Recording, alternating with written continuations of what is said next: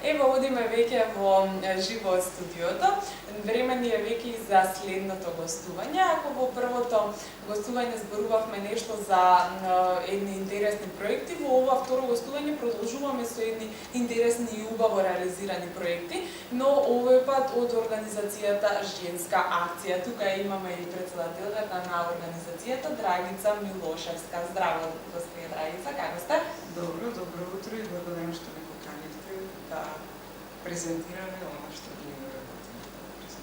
Да, ако ќе погледнеме на сите оние проекти кои што ги реализирате, ќе ни бидат навистина кратки овие 20 на 25 минути планирани за вашето гостување, па би можеле на самиот почеток веднаш да одиме со сето она што вие го работите. Но ајде најпрво едни кратки информации за самата организација, што и всушност представува Женска акција и кои се вашите цели и мисијата на постојање. Да, Женска акција постои од 2000-та година, значи повеќе од 11 години. Ние работиме на напредување на статусот на жената и младите во напредување на статусот, значи во нашите современите општествени процеси во Република Македонија. Да, ова што и нашите гледачи можат да го погледнат е еден банер за ваша една последна акција и последен проект насловен како денес там, утре можеби ви. Утре можеби јас. Утре можеби јас, добро. Тоа е проект за трговија со луѓе. Работиме на превенција. Целна група ни се ромските деца од 5 до 8 деление. Работиме со нивните родители, работиме со сите родители во училиштето, затоа што констатиравме дека треба комплетна кампања да се води. Инаку, проектот го спроведуваме во општина Газиваба и општина Илинден, со кои општини имаме одлична соработка, во училиштата Дане Крапчев, Наумовски Борчев и во Илинден училиштето Браќа Миладиновци. Многу го соработуваме и проектот веќе е во фаза до октомври, ќе го завршиме, почна минатиот ноември, значи скоро цела година трае проектот. Имавме многу активности. Она што ќе го издвојам, што го бара надвор од проектот родителите, тоа е да донесеме експерти на седница на Советот на родители во училиштата. А Советот на родители во училиштата знаеме дека го сочинуваат сите по еден родител од секое одделение. Што значи, од сите први одделение имаме по еден родител, од вторите имаме по еден. Така да, после таа сесија што ја имавме со Советот на родители во Дане Крапчев, на следните родителски состаноци, овие родители го пренесоа ја пренесоа пораката од таа работилница. Со нив работеше доктор Чонева Љубица и доктор Милко Стојановски, тоа се познати социолози, реномирани, кои имаат работено многу на овој проблем. Инаку проектот е, главниот финансиер на проектот ни е од декадата на ромите, ЗУК и ОСИ, Институтот за Сорос, тоа е Институтот за отворено општество. Инаку тука е и Плимонт кој ни даде логистичка поддршка, ни отстапи канцеларијата каде што се води целиот проект. Тука се Совет на Европа, бидејќи почна во ноември, Совет на Европа си отиде на крајот од декември и тие помогнаа доста со материјали. Потоа имавме материјали кои ги земавме од канцеларијата на Европска унија тука во Скопје што ја имаат и ги поделивме меѓу целната група. Она што беше... Доста луѓе вклучени во самиот проект, станува збор за еден навистина благороден проект за една доста горчлива тема. Да, горчлива е темата и мислам дека треба многу да се работи. Она што најмногу го работевме е тет-а-тет средбите во семејства. Ги подготвувавме тие средби, се договаравме со родителите, кои експерт најмногу сака, затоа што се приклучија многу експерти, освен тие што ги споменавме, доктор Чорнел и доктор Стојановски, тука со нас беше и доктор Татјана, беше доктор Джемиле Бера, тоа е прва докторка психијатар, ромка, инаку потегнува од многу бедно семејство од Крива Паланка и благодарение на незините резултати во училиштето и благодарение на Титовиот фонд, таа денес е познат психијатар во Македонија. Со нас беа и доктор Јадранка, гинеколог Георгиевска, потоа доктор Милковска Снежана, и уште имавме адвокат правник Наташа Левич, магистар с преддокторат. Сакам да кажам дека имавме доста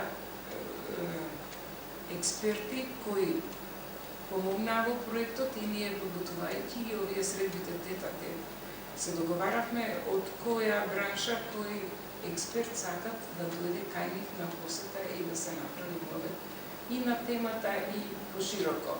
Да. Она што не беше исто предвидено во проектот е и подготовка на учениците за поедини предмети, обично математика, тука физика. И тоа го сработивме надвор од проектот од причина што сметаме дека успехот е тој кој гарантира утре децата да си го одберат својот вистински пат, да не забегаат нели од тој пат и да не отидат по патот на да бидат тргувани или заведени. И затоа наша исто цел беше да што подобар успех покажат учениците во училиште, за да можат да дојдат до таа стипендија што последниве години нели преку тие меѓународни фондови и преку владата ги добиваат ромските деца. Ако имаат над 3,5 добиваат 2.500, ако имаат поголем успех добиваат и поголема стипендија. Значи имаше многу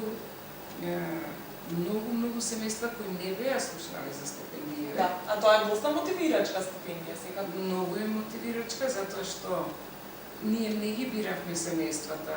Тука едноставно одевме во тие мала кај што се сконцентрирани роми и посетувавме семејства. И констатиравме дека навистина живеат на една многу ниска лествица. За Македонија може да се каже дека нели со толкова број невработени 400.000, сите некако крај со крај тоа.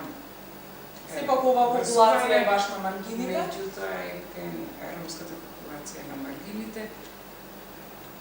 Бевме изненадени што над 90-95% семејства кај што влеговме, кај што бевме, немаат ни основно купател однатре. Или имаат по една соба која еден дел направиле плочки, па таму се бањаат. Тука има и телевизорот, тука има и шпоретот, што се топат и готват. Тука и се учи, тука и многу неубава гледка и тоа што нивните деца кои веќе имат 5-16 години или 17 не го продолжиле школувањето во средно училиште, затоа што тогаш не постоеше бесплатно школување и бесплатни учебници, бесплатна автобуска карта. Овие генерации минатата година што завршили предминатата веќе се запишани во средните училишта, нели законот веќе е донесен, кај што е обавезно, меѓутоа и повластиците кои им овозможуваат да појдат до училиште ги користат, така да помладите генерации, дечките што имаат 15-16 години веќе се во школа, во средна школа, а тие нивните брачни сестричиња што имаат 17-18 години останаа само со осмотрение. Да, да се навратиме на овој проект, денес таа, утре можеби и јас, проект кој што е насочен кон таа трговија со луѓе. Сте имале можност во рамките на проектот, како што кажавте, да бидете дел од повеќе вакви семејства и да имате средба со нив. Да се задржиме на она нивна информираност, односно за жал неинформираност. Како за оваа трговија на луѓе и како таа да биде спречена, така и за многу други работи, аспекти од животот и стипендиите. Средно бе семејство во Газива во општината, кои имаа некои сознанија, затоа што тука веќе делуваат и работат невладините организации. И пред нас се работело, сам на трафикинг, не, на трудови, на други проекти, така да во тој допир со МИФ, они веќе има некои информации, меѓутоа воопшто не им ретко кој од семејството има информации за стипендијата за повластиците. И нам ни е драго и од таа причина и аплициравме да се продолжи проектот, со тоа што сега веќе ќе се прошири за повеќе да работиме со учениците за подобрување на нивниот успех. Ние многу контактиравме и со наставниците кои што покажува слаб успех, и со директорите, не ургиравме и не настојувавме не се поправат оценките. Туку да тие се педагози и работат со деца и знаат како да ги стимулираат да се мотивираат, да им помогнат да постигнат подобар успех. Да, мислам дека направивме, можеби мал чекор, мал напредок, меѓутоа добро е да се почне да се работи. Да. Па дури велат и долгиот пат започнува со само првиот мал чекор. Така што, ете, предпоставувам дека и тоа ќе биде добро организирано во проект во следниот период. А кога сме кај другите проекти кои што Женска акција ги работи? Сега што го работиме исто така е проектот ИПА одобрен. Носител е Институтот за развој на заедниците од Тетово.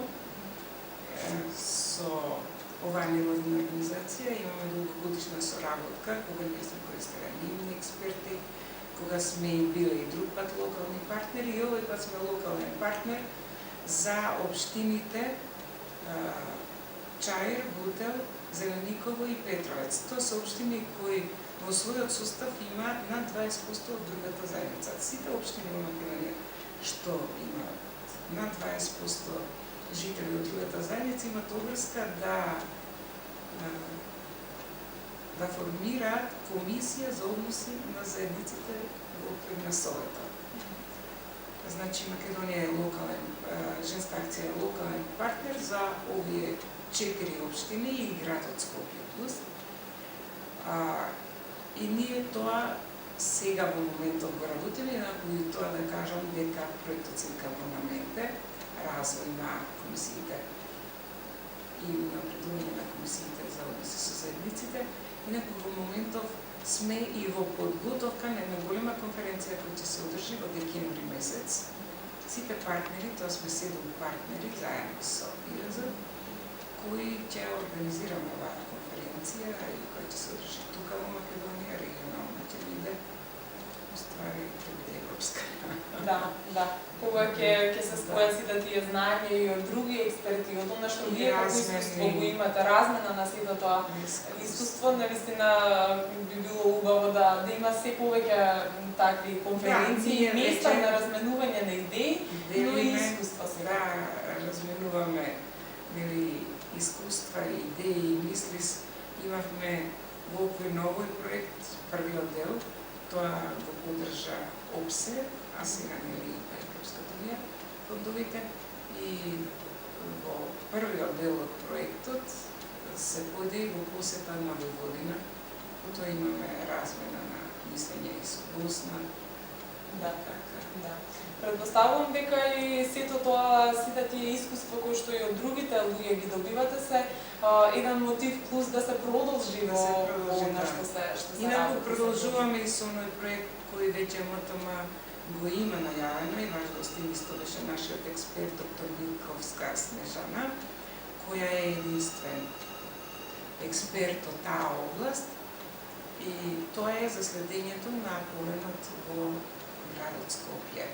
И благодарение на поддршката на градот Скопје и отвореноста тие ни дадоа и на располагање на нивната веб страна и дат информациите, предвидувањата за следната година. Значи тоа е 3 пати www, Skopje.gov.mk и тоа е официјалниот веб-сайт, да, од десната страна пишува временска прогноза, тука е и полен пишува, и се кликне на него и се доаѓа до информациите, се доаѓа до табелата за предвидувањата за идната недела, кои поленови зрнца ќе ги има во воздухот. Да, господја Снежана е навистина неприкосновена во таа нејзина област, Да, сето тоа што таа го работи. И она е наистина во треба еден започне. европски проект и нејзините податоци одат во Поленовата банка во Виена. Нели, овие податоци кои се добиваат одат таму и одеа само таму, а не и ние да ги знаеме, благодарение на проектов, е веќе трета година, и ние во Скопје, а и во Македонија сите имат можност и на веб страната на Женска акција ОРГМК се исто има Да се добијат информации. Инаку продолжуваме и со Да, што таа проект. збор за другите проекти. Да. Работен ден во Сенка, младите за здрав живот, Така, доста проекти. и заштита на животната средина, здрав живот и здрава иднина. Овој проект е преку владата веќе при крај. Не сме при крај, меѓутоа доста одработивме. Сега се подготвуваат нели брошурата и емисиите кои ќе стартуваат. Ќе имаме 5 емисии на една од локалните телевизии во Скопје. И тоа се подготвува, што значи од 1 септември почнуваме турбо да бидеме повеќе видливи со овој проект, а она што ќе го започнеме подготовките се во тек на двата проекти, младите за здрав живот, вие што кажавте и ова работен ден во Сенка, подготовките се во тек и од септември и со нив ќе почнеме, инаку секторот за образование, овие два проекти ги поддржува на градот Скопје. Женска акција тука е на ЕКГ и на Джуниор Ачиме, партнер Женска акција и многу убави проекти и многу убаво со младите се работи. Па нормално. Добро е што кажавме по нешто, но не кажавме се од она што го работите, затоа ќе имаме причина плюс повторно во следниот период да ве видиме. Ја би сакала уште за онаа меѓународна организација во која Женска акција и јас сум како регионален координатор. Тоа е ЈАСЕП, организација која се формира во Лакно, тоа е старата престолнина на Индија, 4-милионски град. Таму ја формиравме. Председател на оваа меѓународна организација е екс-председателот на Маурiciјус, а прв подпредседател е господинот Јагади Жиганди, кој оваа година, 2011, е добитник на, ќе кажам во наводници, Нобеловата награда, затоа што он има друго име во Азија што е воспоставена наградата. Значи, он е добитник Но пандан на Нобеловата. Пандан на Нобеловата награда во Азија што е воспоставена и он е добитник на Нобеловата награда, значи таму за 2011 година и тој ни е како почесен подпредседател на оваа меѓународна организација. Инаку кога добив покана да бидам член на тој борд, да ви кажам искрено, многу бев почестена.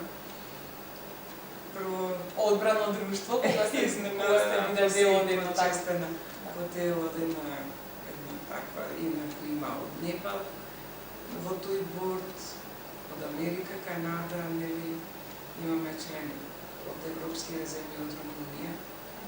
Значи и ние сме од Македонија. Да. Ете, велам, не стигнуваме се да кажеме, бидејќи има навистина многу што да се зборува. И затоа, како што претходно кажав, ќе имаме причина плюс да повторно да ве викнеме, бидејќи сето она што вие го работите како организација е навистина многу за да се собере во ограничениот временски И период. благодарам што ме поканивте, навистина после секој учествува во вашите емисии, многу ми се јавуваат или на мејл ќе ми пишат или на Facebook дека ме гледале. Многу бев изненадена што дури од внатрешноста на Македонија, па после разбрав дека вашата емисија се презема и од други, од десетина локални нели телевизии низ Република. Па ете, тоа ќе биде апел и до сите тие што не гледаат, а имаат намери, им се виде интересно она што вие го работите, да ви се придружат во работата секако. Да. Благодарност уште еднаш за вашето издвоено време, за сето она што го споделивте со нашите гледачи и нормално со новите проекти и нивната реализација се гледаме повторно. Благодарам, поздравите си. Да. Ете, завршуваме овде и со ова второ гостување. Имаме уште неколку работи предвидени за денешниот колосек, но како што добро знаете, одиме со една кратка мала пауза, па се враќаме со останатите работи подготвени за денеска во колосек. Добро беше? Да, супер. Мако, не, па затоа велам, има повеќе работи што е важно да се кажат, а и да не стигнуваме.